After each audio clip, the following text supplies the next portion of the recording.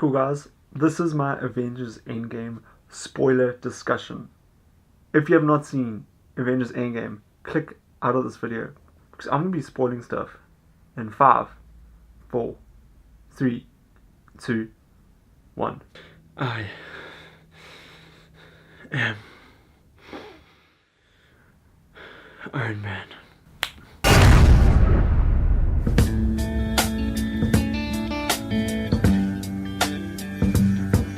Cool, so I've seen this movie twice now, and honestly, I was so impressed.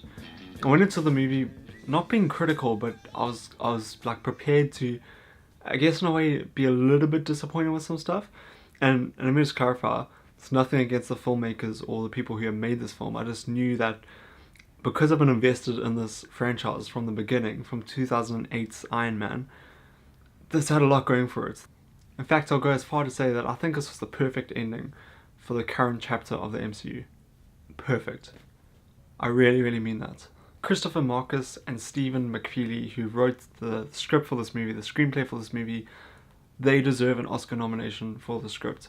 I believe that. I really do. And I know people are probably going to be like, oh, he's just a Marvel fanboy, whatever, blah, blah, blah, blah. But seriously, I think this movie deserves an Oscar, at least for its screenplay.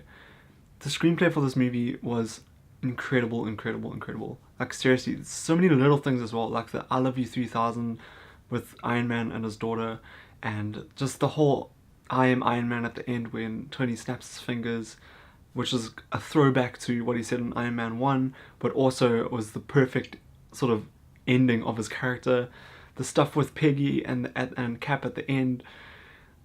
There was so much in this movie. The back and forth with Clint and Natasha, it was perfect. It was just the right amount of fan service, but it also was done in a way that it wouldn't sort of be confusing for people who weren't familiar with certain stuff, if that makes sense. So there was a lot of fan service in the screenplay, but at the same time, it wasn't unfamiliar to casual Marvel fans, if that makes sense. And then of course Anthony and Joe Russo, who directed this movie and who have directed Winter Soldier, Civil War and Infinity War, they again finish so strong in this movie. The screenplay is one thing, like it's an incredible screenplay, I 100% believe that. But the directing of this movie as well must have been an incredible challenge. Especially because these guys, these directors, were trying to finish Infinity War while they were doing this movie at the same time. I can't imagine how stressful that must have been and the pressure of that task. But even just in the ending, the final battle of this movie, I don't understand how they directed that. I honestly don't. The second time I watched this movie, I was just looking at the screen and there's like characters all over the place. Howard the freaking Duck's in that shot somewhere. Like look for him, he's there with some of the like Ravengers from Guardians of the Galaxy. There's like Valkyrie on her horse and Scarlet Witch flying and Captain Marvel coming through and Rhodey and Iron Man and Cap and Cap getting Thor's hammer, and there was so much happening in that final battle, but not once was I confused. It was just all perfect. It was all perfect, and I can't imagine how difficult it must have been. And honestly, I just can't imagine how difficult it must have been directing that final battle. I cannot even comprehend how difficult it must have been. I know a lot of it was probably done on a blue or green screen, and a lot of it was probably done with visual effects, but even still, like, just directing that, and even the visual effects supervisor who was on this film as well, like, these guys did an incredible job. Like, honestly, it was amazing. I'm just trying to like think of certain aspects. Like there's this one shot with Captain America, he's like kind of over here, and then Thanos' army is just all over here. And there's like a tiny bit of like, I think like a yellow sort of light sort of shining onto Captain America, and then Thanos is just sort of in the clouds and it's all like dark, and it's so symbolic, it's so beautiful. The cinematography is just like perfection in that moment. And it's incredible because like going back to Civil War, where Cap kind of says, I can do, I mean not Civil War, Winter Soldier, where Captain America says, I can do this all day. Like he keeps getting back, and he says in Civil War actually. But that really is reflected in that moment. His shield is completely broken. He's got like this massive cut on his arm, and he pulls his shield down, and he stands up and he sort of faces Thanos' whole army by himself. and it's just a true reflection of his character. And that moment was incredible. I got such goosebumps in the moment. And then I don't know where you hear the Falcon just go on your left, and then like I'm getting goosebumps like just talking about it. And then like all these like different portals start opening up, and it's all these characters from different parts of the Marvel universe, and it is incredible. And like all these characters start coming out, and I'm like getting emotional just thinking about it. And you see Spider-Man coming back with like Doctor Strange, you see some of the Guardians coming back, you see like some of the Sorcerer Supremes, you see the Sorcerers coming out, and it's just this epic iconic moment. You see Ant-Man turn giant and save Rhodey and Rocket Raccoon, and it's just, it's incredible. It's an incredible moment, and it was beautiful. And then once all the characters are sort of introduced again, or reintroduced, that might be a better way to say it, you just hear Cap saying, "Avengers, assemble." And it's perfect. It is so perfect. You see the rescue armor, you see Pepper Potts wearing the rescue armor, which has been something that the fans have wanted to see for so long now, and they finally did it, and they did it so perfectly. You see Scarlet Witch nearly kill Thanos, which was absolutely incredible and insane, and it was honestly amazing. It was honestly amazing. Just going off the final battle just for a little bit, because I think a lot of people are going to go straight towards that, but that is kind of only like the last, I guess, hour to 40 minutes of the movie, and then there's a whole lot of other stuff in the movie, and the rest of the movie as well is brilliantly done. Some people have been saying that there's a few pacing issues in the movie, but to be honest, I disagree with that. This movie is 3 hours long, and in both screenings I've been at, I honestly did not feel that at all. This movie is incredibly well edited and incredibly well directed. There's not one dull moment in it, and even on the more slow moments, and there's a lot of slower moments, there's a lot of character moments that sometimes could feel maybe like long, or sometimes feel like it's dragging on a bit, or sort of digressing from the main plot of the story, but I think it never did that once. Each of the character moments feel valid, and they feel like they need to be there. The stuff with Iron Man and his daughter Morgan, like cutting that stuff out, I think would have been detrimental to this movie. And there's a lot of stuff like with his daughter, and there's a lot of other stuff in the movie as well, with different characters interacting with each other. And if they cut some of that stuff out, I don't think it would have been as effective in the conclusion of the movie. So obviously the plot of this movie is they kind of kill the current Thanos, and then he destroy the stones, so they have to go back and sort of collect the stones and make their own gauntlet and snap everyone back into existence. 5 years has passed since they killed the current Thanos, and the Avengers are just like kind of down. They didn't really know what to do. Cap's like kind of started the support group. Natasha's trying to like oversee everyone and make sure everything's fine. She's like overseeing Captain Marvel and like Rocket Raccoon and Rhodey and all that sort of stuff, and there's like a lot going on, and Iron Man sort of settled for the family life. He's married Pepper Potts now, and they've had a daughter. It's really beautiful stuff. Hulk's like now Professor Hulk, which I got right on my theory video, which I was extremely stoked about. That was really cool seeing him. Some people had issues with Hulk. I personally liked him a lot. There's not as much action scenes with him, which I guess can be disappointing to some people, but I thought this was a really interesting direction to take the Hulk character, and I think they executed it well for the most part. Thor's now at New Asgard, and he's kind of frustrated because he never went for the head. He never killed Thanos in Infinity War, and he's like haunted by that. He's sort of like let go of everything. He's not like looking after himself. He's become a little bit of a disaster, to be honest. So he's dealing with that. He's living with Korg and Meek, and they're playing Fortnite. Flipping funny. I love that scene. And yeah, so Thor's like obviously dealing with a lot of stuff, and Rocket Raccoon is with Nebula, and they are sort of with the Avengers now, and there's a lot happening. So yeah, there's a lot happening. The world's obviously trying to deal with everything that happened after the snap. Some very interesting stuff. I'm kind of glad they sort of put us slowly into that over the 5 years. Like we kind of see it, especially through Scott's perspective, because he sort of comes back like a little rat, goes over the little quantum realm truck, and he sort of pops back up. So the rat saves Ant-Man's life. I guess that was a bit of a, I didn't really like that much, but I sort of gave it the benefit of the doubt, so it worked, I guess. And it was that one sort of future that Doctor Strange saw. So like all those other millions and millions of futures, that rat might not have stepped on that the same way. So I kind of just gave it the benefit of the doubt. So I was like, okay, it makes sense. But yeah, we see the post snap, especially through, I guess, Scott's perspective, because he sort of wakes up and like half the universe is gone, half the world's gone, and then he sees his daughter, who is now 5 years older. So she's like in her late teenage years, I guess, which is also very interesting. It must have been very weird for him to see that, like his daughter, like sort of as an adult now. That was a really beautiful moment as well. Like just, I think Paul Rudd as well, like he deserves a lot of credit here. I think he does a very, very good job here. He keeps things comedic, but he also has a lot of heart in his performance. So then anyway, Ant-Man goes back to the Avengers facility and he's like, look, I've been stuck in the quantum realm. It felt like 5 hours, but it was 5 years here.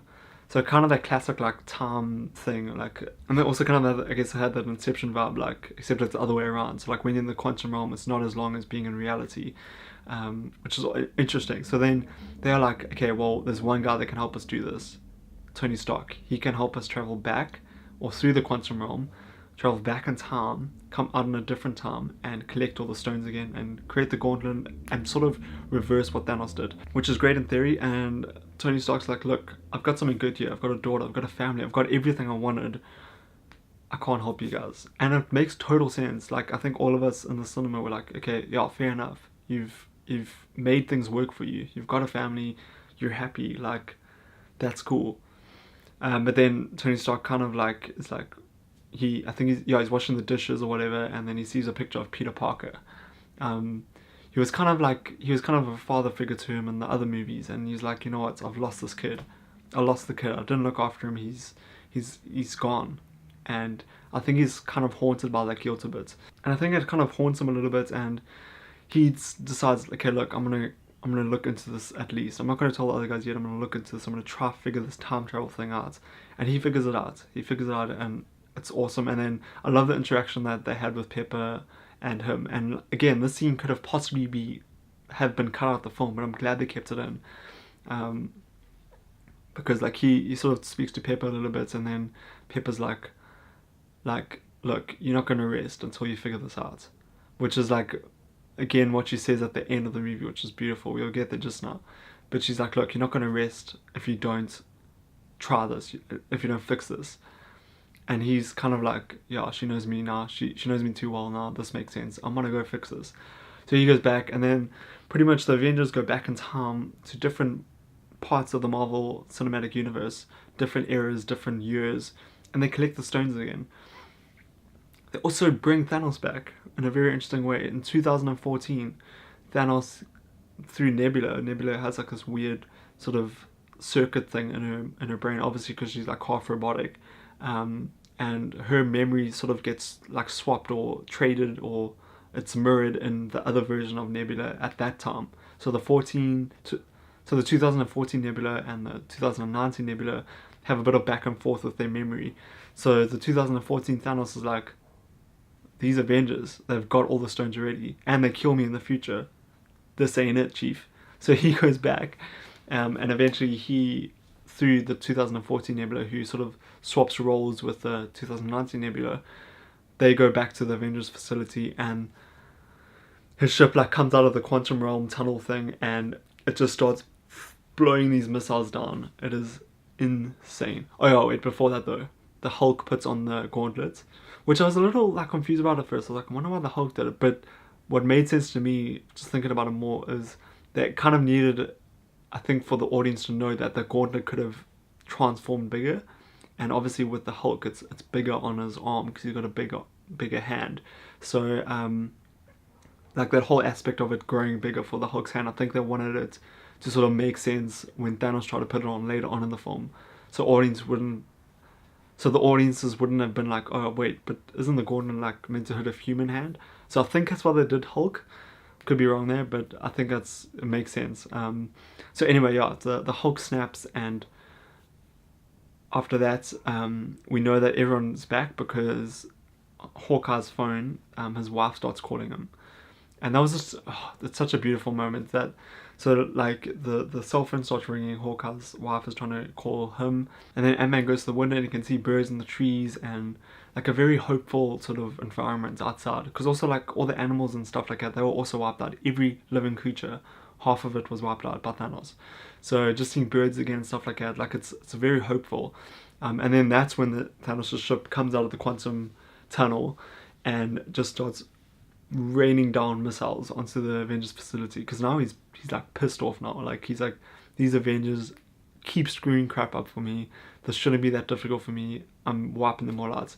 And he wrecks and destroys that Avengers facility. It is like crazy, and it like sends a chill down your back. Like honestly, like he was like, I'm done with this. This is the end. I'm destroying these Avengers once and for all. And then that's when all that chaotic stuff happens, and just cutting back now to the final battle, which I was talking about earlier.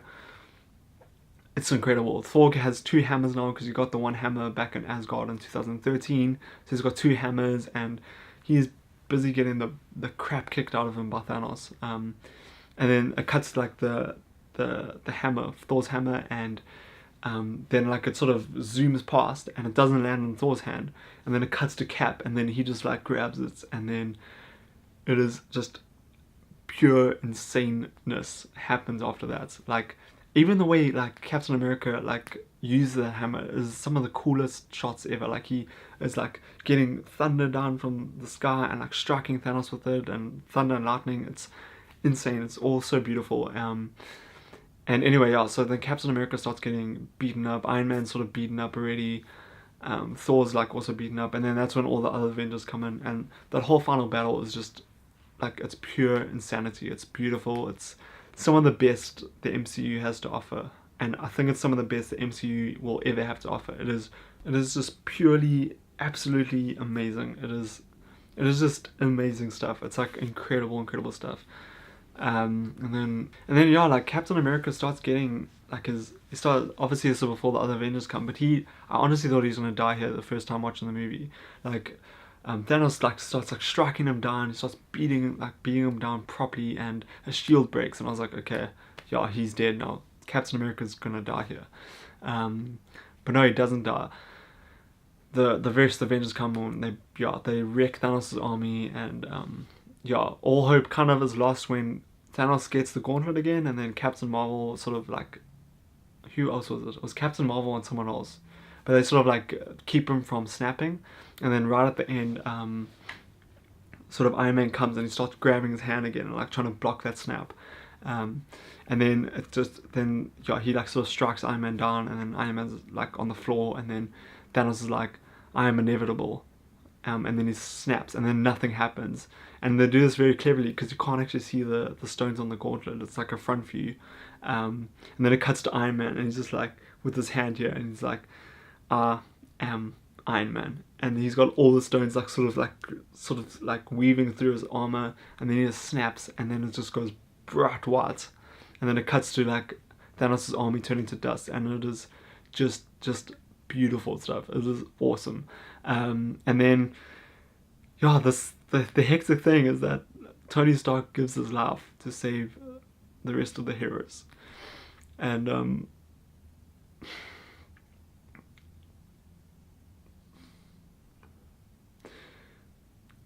it's just so beautiful because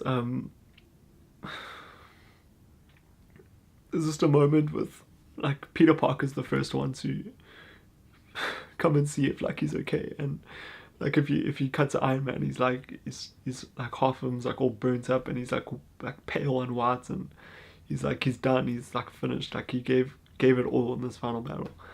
And like there's like a little bit of back and forth with Peter, and Peter's like just trying to see if he's okay, and he's like it's okay, don't worry about it. And then Pepper comes, and oh man, I'm going, and she's like, and Pepper's like, you can rest now. And it's just beautiful because, like through all these movies, Tony's been trying to fix things. He's been trying to, put that suit of armor around the world. He's been trying to rest, but he hasn't been able to because things have never been right.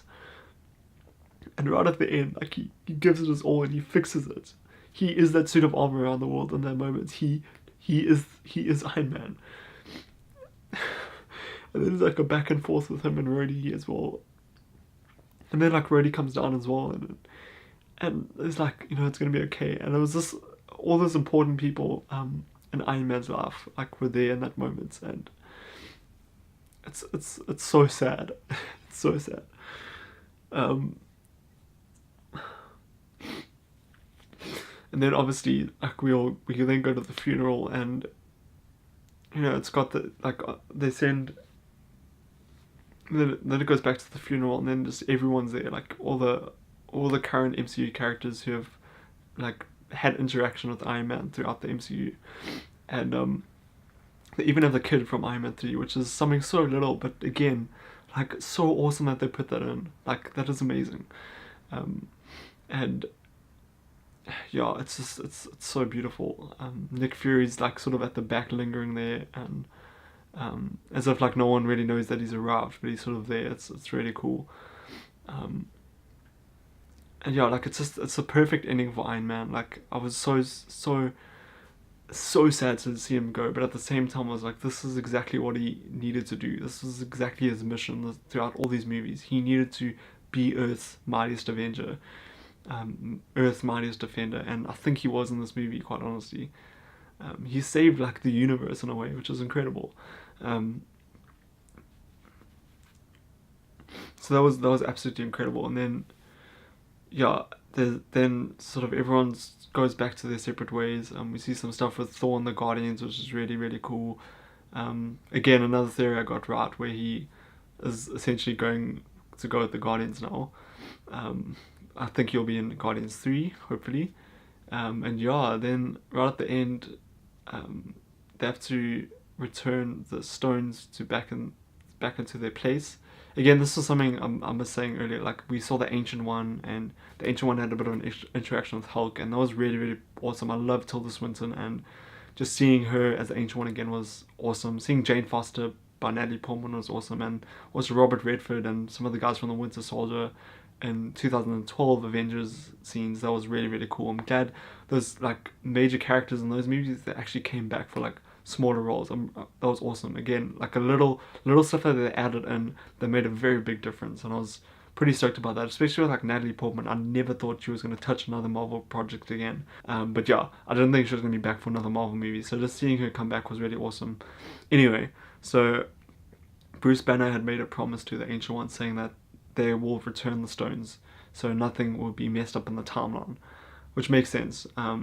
Yeah, you don't want to mess up or create alternate realities where stuff just goes chaotic, which makes sense. So anyway, yeah, so Steve Rogers is like, okay, I'm gonna go do this. So he goes with Thor's hammer, and Bruce Banner's like, okay, it's gonna be like 5 seconds. It's not gonna be long. He's gonna return all of them. He's gonna come back.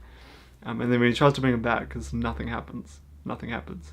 And then Bucky and Sam, they just look, they like sort of signal each other, and then they look towards like this lake, and then there's this old man sitting there, and they go up to him, and they soon realize it's Steve Rogers, but he's like this old guy now, like he's old man Steve Rogers, like it's awesome, and he's got like a wedding ring on, and Sam's like, "Are you gonna tell me about her?"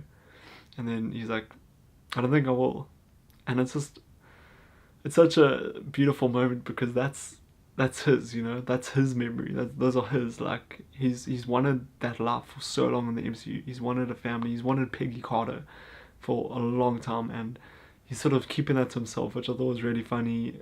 It was kind of like something an old person would say as well, which I kind of appreciated. But it meant a lot that he sort of had that life. And he eventually gives Sam the shield, so Sam's now the new Captain America, which is also incredibly awesome. And then the ending of the movie, it cuts to like the 1950s, and there's like this house, and the camera like slowly starts to zoom in to the window, and you just see Steve Rogers dancing with Peggy.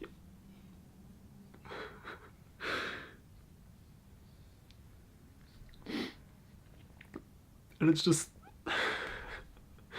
it's so beautiful. You see him with the wedding ring on, like he's holding her hand or something. You see like the wedding ring, and you know they're just dancing. Like, you know, they have that dance that was alluded to in the first Captain America movie, and they have a laugh together. You know, they had that laugh that they've, you know, always wanted. And then the movie just cuts to directed by Anthony and Joe Russo, and that's the movie. And it ends. The movie ends with Captain America dancing with Peggy Carter, which again some people may not like, but I thought that was the perfect conclusion to Cap's character.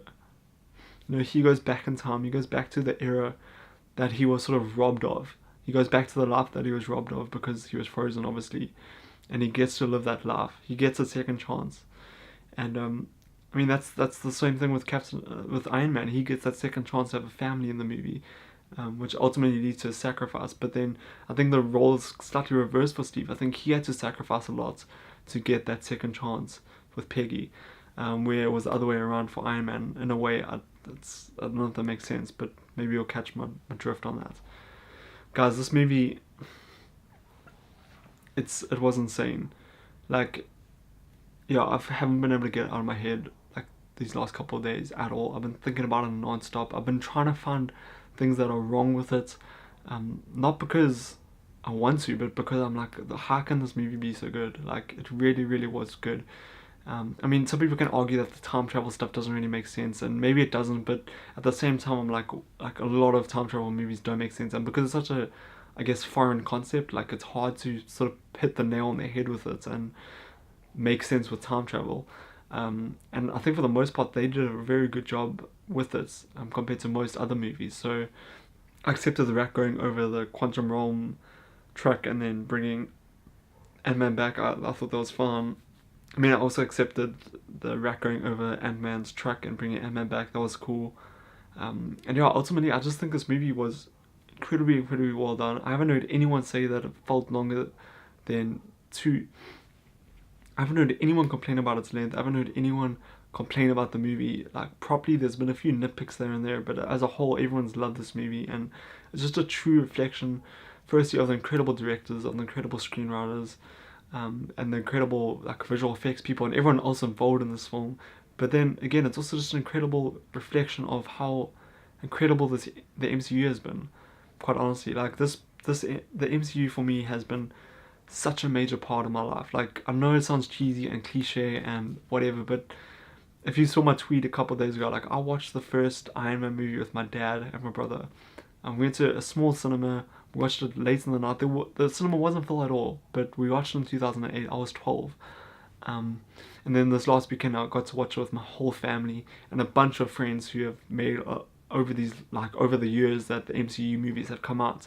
And we got to conclude the chapter of the MCU all together with my family, with my dad, with my brother, with my friends, and it was just so beautiful. Like, I can't even like talk about it properly. Like, it's so much to process. The MCU is one of the reasons why I love movies so much.